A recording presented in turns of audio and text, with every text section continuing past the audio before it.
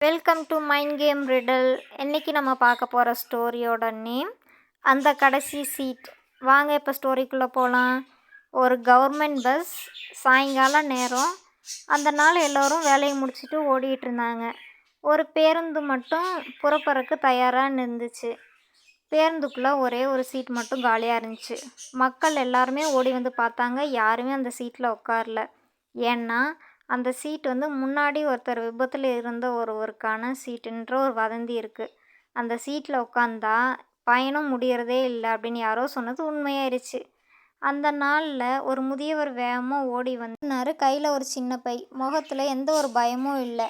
அந்த காலி சீட்டை பார்த்ததும் யாரையும் கேட்காம அவர் அந்த சீட்டில் உட்காந்துட்டாரு. பஸ்ஸும் கிளம்பிடுச்சு.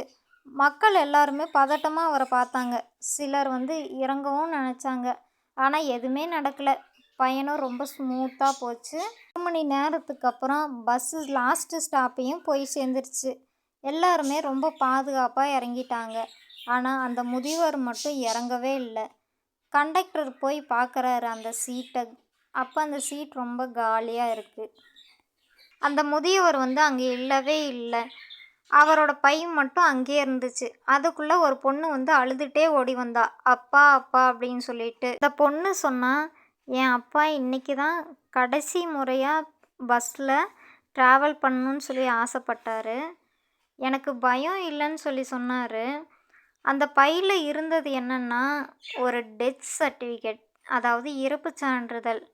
அந்த நாள் முதல்ல அந்த சீட்டு யாருக்குமே பயனளிக்காத ஒரு சீட்டாக ஆயிடுச்சு. அந்த சீட் எப்போவுமே ஒரு சாபம் இல்லை, ஒரு ஆசையோட கடைசியான ஒரு நிறைவேற்றமாக தான் நினைக்கணும். இதிலேருந்து என்ன தெரிஞ்சுக்கிறோன்னா, சில பயணங்கள் எப்போவுமே நம்ம பயமுறுத்துறதுக்காக வர்றதில்ல, நம்ம அமைதிப்படுத்துறதுக்காக மட்டும்தான் வருது. இந்த ஸ்டோரி உங்களுக்கு பிடிச்சிருந்துச்சுன்னா சப்ஸ்கிரைப் பண்ணிவிட்டு ஒரு ஹைப் பட்டனை தட்டி விடுங்க. தேங்க்யூ.